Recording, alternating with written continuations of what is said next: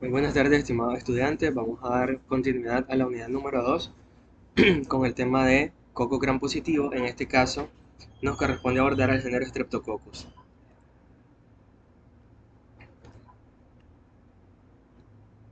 Estos son los objetivos de las clases. Le hago remembranza de que por favor siempre lean los objetivos de cada una de las clases que tienen ustedes colgadas en su aula virtual, con el fin de que ustedes puedan llevar un enfoque o una orientación bien precisa acerca de los elementos de la clase en los que más van a hacer énfasis.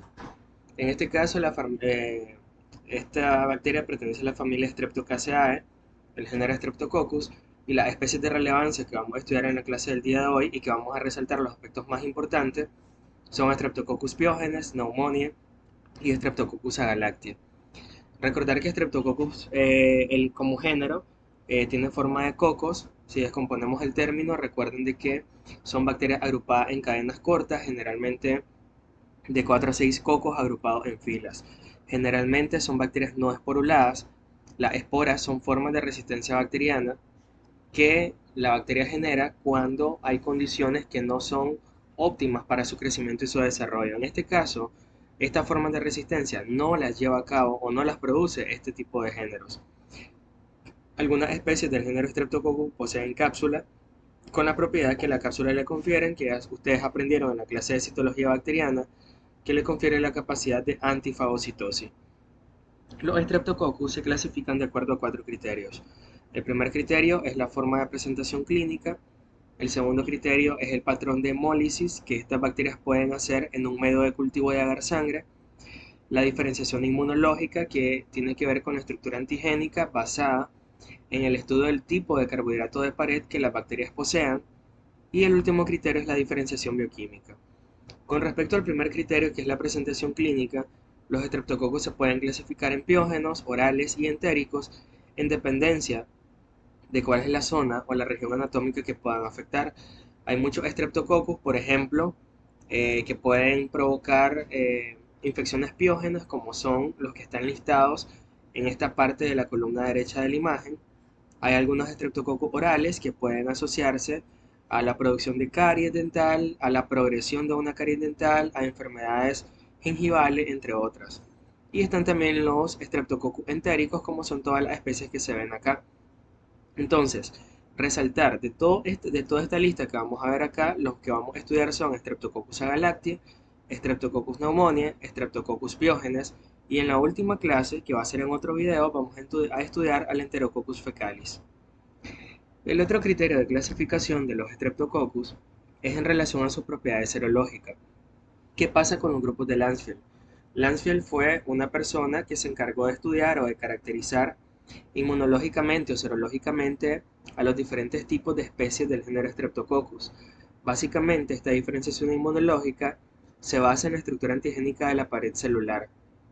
Se utiliza como base la clasificación serológica de Lancefield, ¿verdad?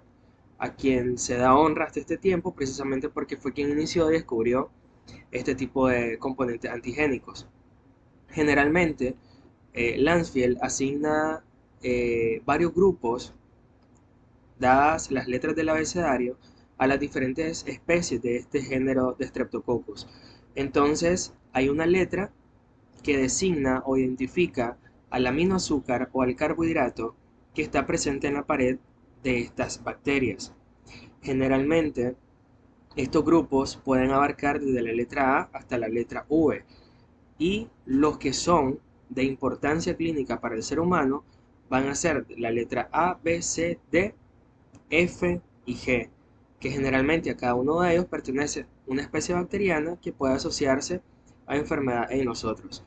¿A qué me refiero cuando hablo de diferencias en el aminoazúcar o diferencias en el tipo de carbohidrato? Por ejemplo, el Streptococcus del grupo A, que vamos a ir adelantando, es el Streptococcus pyogenes. El aminoazúcar que posee es rhamnosa. El Streptococcus del grupo B, el aminoazúcar que posee es acetilglucosamina. Y así sucesivamente la diferencia entre cada uno de ellos. El otro criterio, les decía, es el patrón de hemólisis. Cuando hablamos del patrón de hemólisis, nos referimos a la capacidad que van a tener estas bacterias de lisar a los eritrocitos cuando éstas son sembradas en un medio de cultivo. Recordemos que el medio de cultivo que se utiliza para el aislamiento de los cocos gram positivos esencialmente es agar sangre, ¿verdad? Que luce más o menos como la imagen que ustedes tienen acá a la derecha. Entonces, los patrones de hemólisis pueden ser tres. Puede ser hemólisis alfa, como está acá, hemólisis beta o puede ser hemólisis gamma.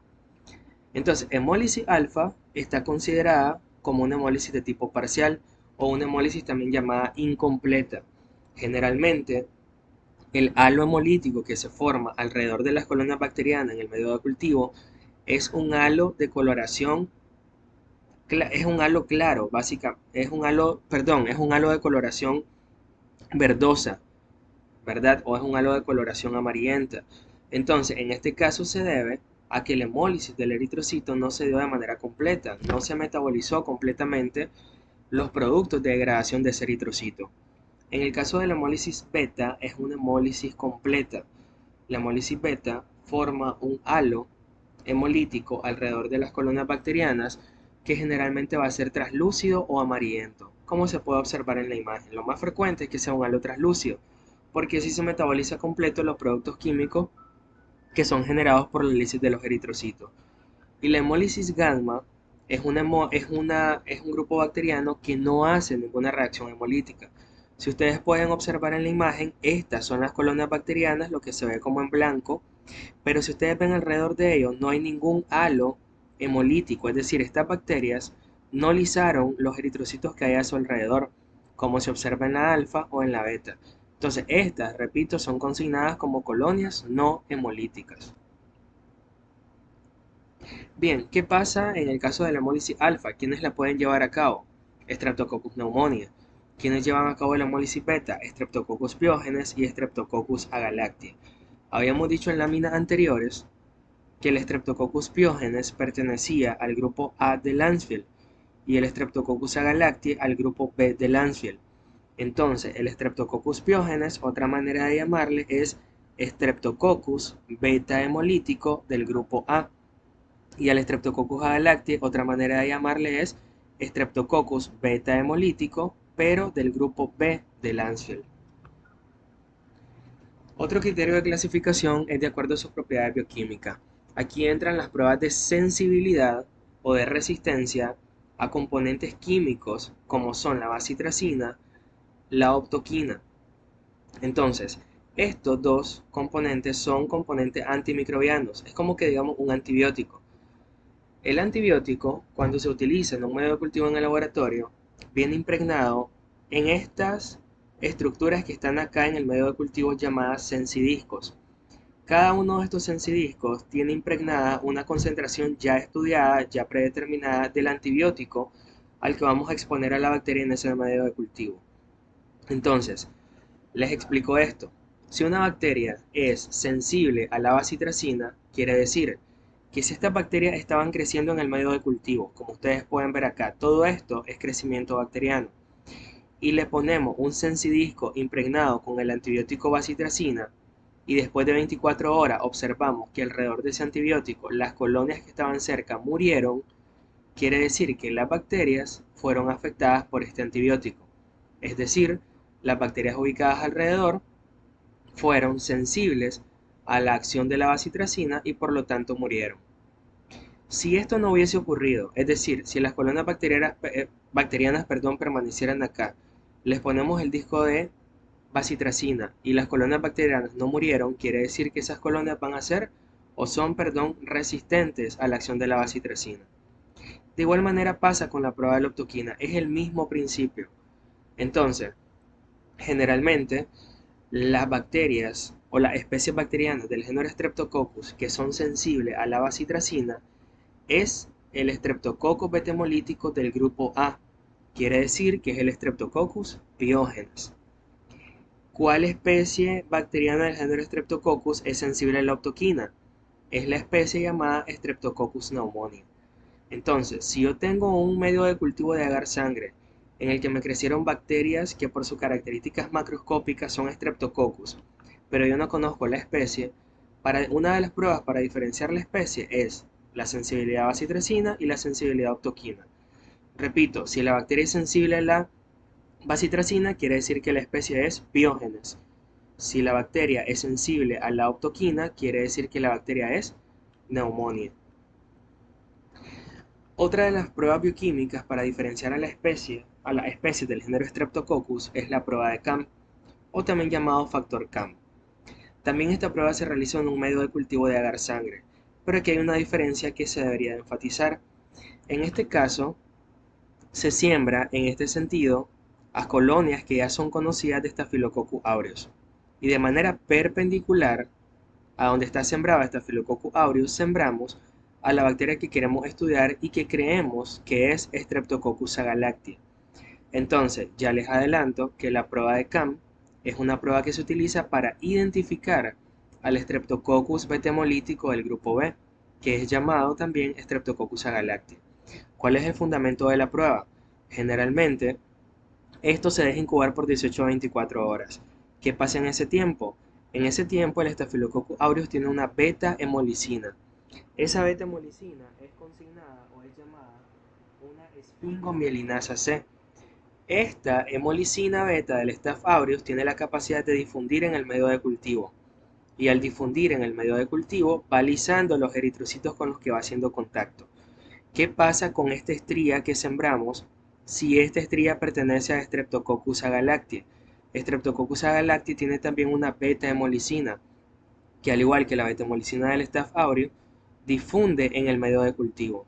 De tal manera que cuando se interceptan o se encuentran la beta-hemolicina del Staphylococcus aureus con la beta-hemolicina del Streptococcus agalactiae, se forma un ensanchamiento del halo hemolítico o de la zona de hemólisis. Esto hace que la hemólisis tome la forma de una punta de flecha, como ustedes lo pueden ver en la imagen. Entonces a esto se le llama hemólisis sinérgica en punta de flecha. La sinergia entre quién se da? Entre la beta-hemolicina del Staphylococcus aureus y la beta-hemolicina del Streptococcus agalactiae. Otra de las pruebas bioquímicas es o son las especies del género Streptococcus que crecen en altas concentraciones de cloruro de sodio, generalmente una concentración de 6.5% en un medio de cultivo, o aquellas bacterias que tienen la capacidad de utilizar el compuesto químico biliesculina para metabolizarlo. Bien, aquellas que tienen tolerancia al cloruro de sodio, es decir, un medio de cultivo impregnado con una concentración de 6.5% de este componente, y aún así los microorganismos crecen, esto identifica al Streptococcus del grupo D, de Lancefield. Si es un microorganismo que es biliesculina positivo, es decir, que utiliza la biliesculina en su reacción metabólica. ¿Cómo lo vamos a evidenciar? En un medio de cultivo que contiene biliesculina en un tubo de ensayo, sembramos al microorganismo. Generalmente, si es un microorganismo que no utiliza la biliesculina, el color del tubo de ensayo no va a variar, no se va a modificar, porque la bacteria no utilizó la biliesculina y no modificó el pH del medio, producto del metabolismo. Si no se modifica el pH, no hay viraje de la coloración del medio. Caso contrario a lo que sucede en este tubo. Tenemos un medio de cultivo que es un agar biliesculina en el que sembramos Enterococcus fecalis. Entonces, Enterococcus fecalis tiene la particularidad de utilizar la biliesculina y por una reacción metabólica modifica el pH e induce un cambio o un viraje en la coloración del medio. Si la coloración del medio cambia de esta apariencia a esta apariencia, se dice que es un Enterococcus fecalis porque es positivo a la prueba de biliesculina. Esto es un resumen, ¿verdad?, para que ustedes lo puedan leer posteriormente, donde les va diciendo cada una de las pruebas bioquímicas a qué tipo de o a qué especie bacteriana el género Streptococcus identifica. Vamos a ir hablando rápidamente de cada uno de los Streptococcus, ¿verdad?, cómo están asociados clínicamente en el ser humano. Y empezamos por el Streptococcus pyogenes, que es llamado beta-hemolítico del grupo A. En esta estructura, ¿verdad?, esquematizada en esta lámina, quiero resaltar la parte de que el Streptococcus pyogenes tiene una proteína llamada proteína M, que es un componente de su pared celular. La proteína M tiene mucha importancia y es lo que quiero resaltar porque tiene la capacidad de inducir una reacción antigénica cruzada. ¿Qué quiere decir? Quiere decir que los anticuerpos que nuestro sistema inmunológico produce, que se van a dirigir contra la bacteria, también pueden reaccionar de manera cruzada contra estructuras cardíacas propias del hospedero. Es decir, el anticuerpo hace lo que se conoce en inmunología como una reacción cruzada. Eso va a generar algunas complicaciones a largo plazo en los pacientes que sufren de infección por Streptococcus pyogenes, generalmente a nivel de la garganta. Ustedes saben o van a aprender durante el curso que uno de los cuadros clínicos a los que se asocia Streptococcus pyogenes es a la faringoamigdalitis. Generalmente cuando la faringoamigdalitis por esta bacteria no se tratan, la bacteria produce mucha proteína M, libera mucha proteína M, la cual induce mucha producción de anticuerpos. Como esta proteína M, dicho en otras palabras, se parece antigénicamente a las estructuras cardíacas propias, esos anticuerpos se confunden y en algún momento también atacan las estructuras cardíacas, provocando lo que se conoce como fiebre reumática, que es una de las complicaciones no supurativas derivadas de la infección por este tipo de microorganismos. Streptococcus pyogenes tiene algunos componentes que le confieren propiedad antifagocítica, como son todos los que están listados acá, incluyendo la cápsula, que es el principal, la proteína M, proteína TR y la proteína F, y algunos factores que le confieren mayor capacidad de adherencia, como lo es el ácido lipoteicoico. De este cuadro, que son todos los determinantes de patogenicidad del Streptococcus pyogenes, quiero enfocarme en la streptolicina O. La streptolicina O es un componente de naturaleza proteica, que se encuentra en el Streptococcus pyogenes, es termoestable, quiere decir que puede resistir altas temperaturas y tiene mayor capacidad citotóxica que la streptolicina S. La streptolicina O es un buen inmunógeno. Ustedes han aprendido en inmunología que un inmunógeno es toda sustancia, partícula o molécula extraña al organismo que, aparte de ser reconocida como tal por el sistema inmunológico, tiene también la capacidad de inducir una respuesta inmune. Entonces, de ahí deducimos que la streptolicina O, que es un componente del Streptococcus pyogenes, induce la prueba de Aslo. La prueba de Aslo significa anti-streptolicina O. Es una prueba que se realiza en los pacientes que han tenido infección por Streptococcus pyogenes a nivel de la garganta para considerar si tiene producción de anticuerpos que se dirijan contra esta streptolicina O, que es un componente de la bacteria. La patogenia del Streptococcus pyogenes se puede dividir en procesos supurados y no supurados. Generalmente, los procesos supurados tienen que ver con reacciones inflamatorias, con invasiones, con lesiones a células y tejidos del hospedero, como todo lo que ustedes pueden ver acá.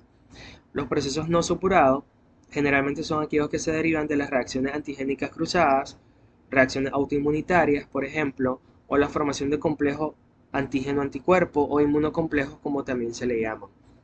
Uno de los procesos no supurados más importantes es el que está relacionado con la proteína M, que, como les dije en la lámina anterior, lleva a cabo una reacción cruzada con componentes cardíacos, produciendo lo que se conoce como fiebre reumática. Entonces, ¿cuáles son los cuadros clínicos asociados a la infección por este microorganismo? Faringitis, impétigo, erisipela, celulitis, fascitis necrosante, síndrome de shock tóxico estreptocóxico, sepsis puerperal, linfangitis, neumonía y bacteremia. Las enfermedades no supurativas son las que están relacionadas a alteración inmunológica, formación de complejos antígeno-anticuerpos, reacciones de autoinmunidad, dicho de otro modo, como son la fiebre reumática y la glomerulonefritis aguda. A nivel del tracto respiratorio superior pueden producir estos cuadros clínicos, es importante tenerlos en cuenta al momento de abordar a un paciente. Cabe resaltar que cuando hay infección a nivel de las amígdalas por una bacteria como esta, generalmente se van a producir estas lesiones blanquecinas que ustedes pueden observar en el fondo. Esto permite que cuando hacemos un abordaje clínico del paciente podamos diferenciar una afección en la garganta de causa o de etiología bacteriana, como lo es lo que está representado en la imagen, versus una causa viral que generalmente no produce este tipo de lesiones blanquecinas. A nivel de piel y tejidos subcutáneos puede relacionarse con todos estos cuadros que están acá, ¿verdad? Ustedes les invito a que profundicen en cada uno de ellos, pero también les oriento que en la clase de infecciones de piel, que es una clase de la unidad de microbiología clínica, se va a ahondar en esta temática.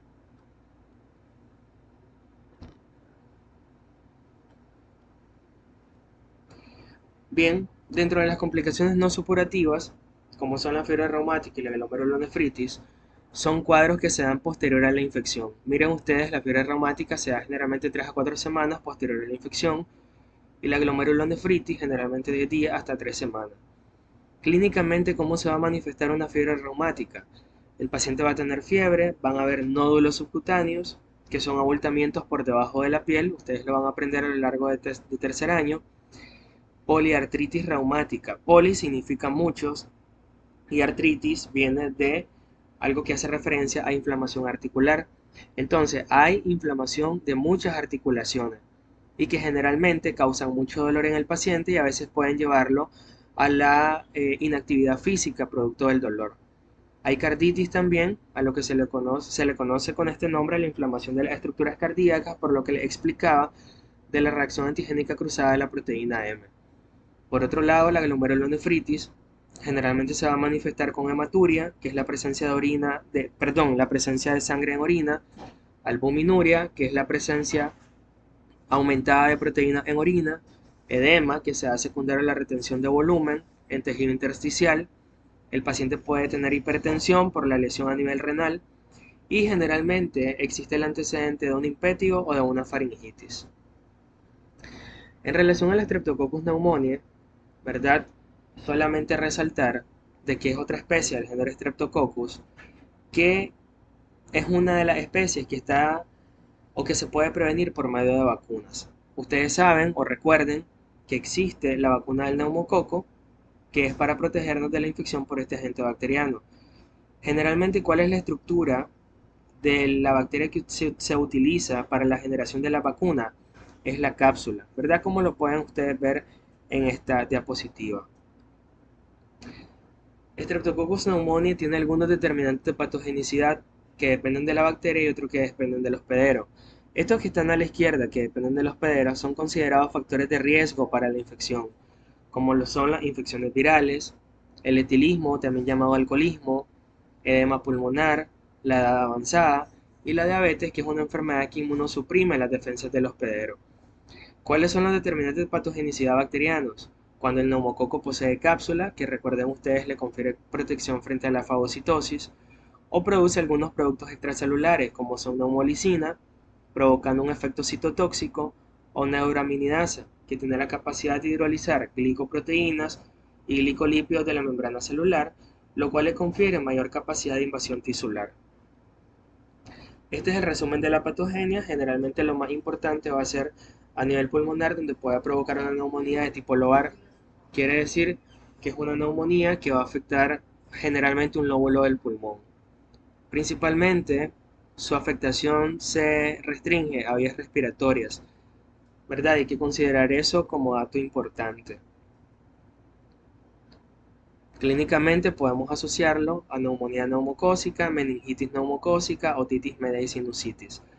Algo importante a resaltar acá es que en un paciente que, por ejemplo, hace una neumonía por una infección por Streptococcus pneumoniae, días después también puede complicarse con una meningitis por neumococo, porque también el mismo microorganismo puede provocar un cuadro de afectación neurológica.